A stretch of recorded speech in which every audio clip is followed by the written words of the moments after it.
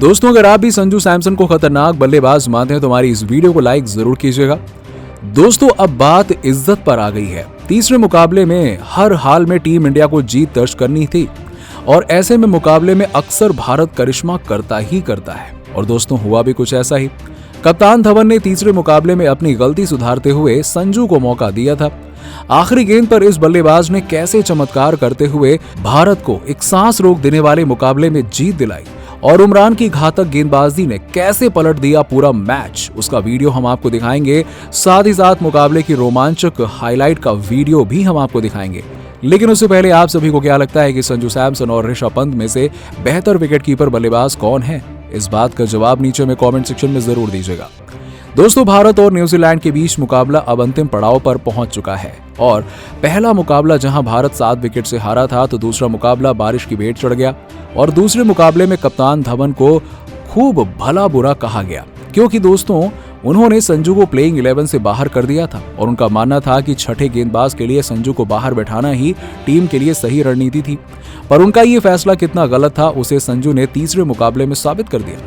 अब आखिरकार पंत को बाहर करके उन्होंने संजू को टीम में जगह दी और ये धाकड़ बल्लेबाज भी बना भारतीय टीम की जीत का हीरो। और न्यूजीलैंड ने पहले बल्लेबाजी की और भारत के सामने 320 रनों का विशाल स्कोर खड़ा कर दिया।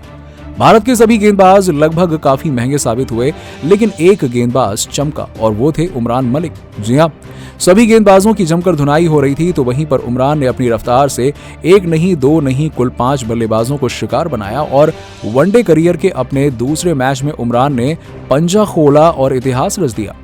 दोस्तों, टीम इंडिया को जीत के लिए जरूरत थी 320 रन बनाने की और शुभमन गिल और कप्तान शिखर धवन की जोड़ी मैदान पर उतर चुकी थी। पहले ही ओवर में गिल ने 2 चौके के साथ अपनी पारी की शुरुआत की और उनकी बल्लेबाजी को देखकर यही लग रहा था कि वो आज तबाही मचाने के मूड में बल्लेबाजी करने आए हैं और उन्होंने किया भी कुछ ऐसा ही।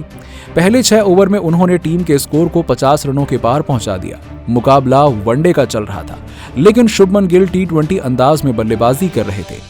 दूसरी तरफ से शिखर धवन स्ट्रगल कर रहे थे, जो गब्बर थोड़ी असहज महसूस कर रहे थे। लेकिन तभी दूसरे छोर पर खतरनाक बल्लेबाजी कर रहे शुभमन गिल को टिम साउदी ने कैच आउट कराकर पवेलियन की राह दिखा दी।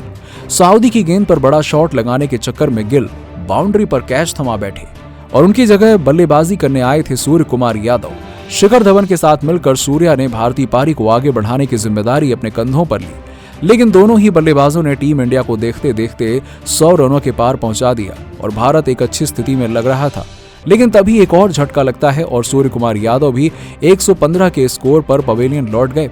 और आपको बता दें कि सूर्या ने 38 रनों की पारी खेली थी और उनके जाने के बाद मैदान पर एंट्री होती है भारत के उप कप्तान ऋषभ पंत की। और अब कप्तान और उप कप्तान की जोड़ी मैदान पर थी और दोनों ने मोर्चा संभाला और न्यूजीलैंड के गेंदबाजों की धज्जियां उड़ानी शुरू कर दी। वर्ल्ड कप में ऋषभ पंत को कुछ खास मौके नहीं मिले थे, जिसका गुस्सा उन्होंने न्यूजीलैंड के खिलाफ उतारा और धवन के साथ मिलकर उन्होंने ताबड़तोड़ बल्लेबाजी करते हुए भारत को देखते ही देखते 220 रनों के पार पहुंचा दिया और केवल 38 गेंदों में ही 50 भी जड़ दिया। और दूसरी तरफ शिखर धवन ने 78 गेंदों का सामना करते हुए 66 रन बनाए थे और वो एक तरफ से पारी को संभाल कर बल्लेबाजी कर रहे थे और कप्तान होने की भूमिका को निभा रहे थे। दूसरी तरफ से पंत ने आक्रामक बल्लेबाजी जारी रखी और मुकाबला 40 ओवर के पार पहुंचा दिया। टीम इंडिया 242 रन बना चुकी थी। ऋषभ पंत और शिखर धवन खतरनाक अंदाज में बल्लेबाजी कर रहे थे और भारत को अगले 10 ओवर में जीत के लिए 91 रनों की आवश्यकता थी। और 41वें ओवर में गेंदबाजी करने आए ट्रेंट बोल्ट की 2 गेंदों पर 2 छक्के लगाते हुए ऋषभ पंत ने ये बता दिया कि बॉस वही हैं। इसके बाद तो अगले ओवर में मिशेल सैंटनर की गेंद पर बड़ा शॉट खेलने के चक्कर में ऋषभ पंत अपना कैच दे बैठे और विकेट गंवा बैठे। भारत के लिए तगड़ा झटका था क्योंकि पंत बहुत ही खतरनाक बल्लेबाजी कर रहे थे। 50 गेंदों में 80 रन ठोककर ऋषभ पंत ने भारत को मुश्किलों से निकाल दिया, लेकिन अभी भी जीत काफी दूर थी और अब उनकी जगह आ गए थे संजू सैमसन। दूसरी तरफ से कप्तान शिखर धवन भी अपने शतक के करीब हैं और 100 गेंदों में शिखर धवन 90 रन बना चुके थे।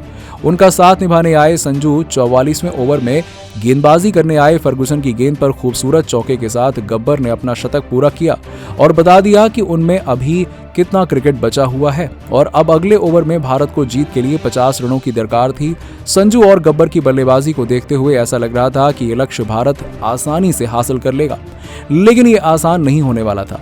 48वें ओवर तक भारत केवल 285 रन ही बना पाया और 2 ओवर में टीम इंडिया को जीत के लिए 35 रनों की दरकार थी। 49वें ओवर में गेंदबाजी करने आए थे टिम साउदी और उनकी पहली ही 2 गेंदों पर संजू सैमसन ने 2 छक्के लगाए और पूरा मामला ही पलट दिया। संजू की बल्लेबाजी देख साउदी भी नर्वस हो गए। हालांकि साउदी ने अगली 2 गेंदों पर वापसी की और संजू को एक भी रन बनाने नहीं दिया और चौथी गेंद पर संजू सैमसन ने शानदार चौका लगाया और 4 गेंदों पर कुल 16 रन आ चुके थे। इसके बाद से आखिरी गेंद पर चौका लगाते हुए भारत को 300 रनों तक पहुंचा दिया। अब आखिरी ओवर में जीत के लिए भारत को जरूरत थी 15 रनों की और संजू स्ट्राइक पर थे। उन्होंने पहली गेंद पर शानदार छक्का लगाया और उन्होंने टिम साउदी की गेंद को स्टेडियम के बाहर दे मारा। इसके बाद फिर क्या था, अगली गेंद पर भी संजू सैमसन चौका लगाना चाहते थे, लेकिन गेंद इतनी तेज थी कि बाउंड्री पर फील्डिंग कर रहे विलियमसन ने उसे रोकते हुए तुरंत गेंदबाज के पास फेंक दिया और इस गेंद पर केवल 1 रन ही बन पाया। अब स्ट्राइक पर थे कप्तान धवन। साउदी की तीसरी गेंद पर शानदार चौका लगा दिया और अब 3 गेंदों पर 6 रनों की दरकार थी। शिखर धवन ने चौथी गेंद पर स्ट्राइक दे दी संजू को और अब 2 गेंदों पर 5 रनों की जरूरत थी, लेकिन 5वीं गेंद पर एक भी रन नहीं बन पाया। स्ट्राइक पर थे संजू और तब सभी की सांसें ऊपर नीचे हो रही थी कि अब क्या होगा। लेकिन दोस्तों, चतुराई भरा शॉट खेलते हुए संजू ने विकेट के पीछे शानदार छक्का लगा दिया और सांस रोक देने वाले मैच में आखिरकार भारत को जीत दिला दी। दोस्तों, 30 नवंबर के दिन भारत और न्यूजीलैंड के बीच एक ऐसा ही सांस रोक देने वाला मैच हो सकता है। वैसे आपको क्या लगता है कि धोनी, पंत और संजू सैमसन में कौन बेहतर विकेटकीपर बल्लेबाज है? इस बात का जवाब नीचे हमें कमेंट सेक्शन में जरूर दीजिएगा और ऐसी ही खबरों के लिए सब्सक्राइब कीजिए हमारे यूट्यूब चैनल। धन्यवाद।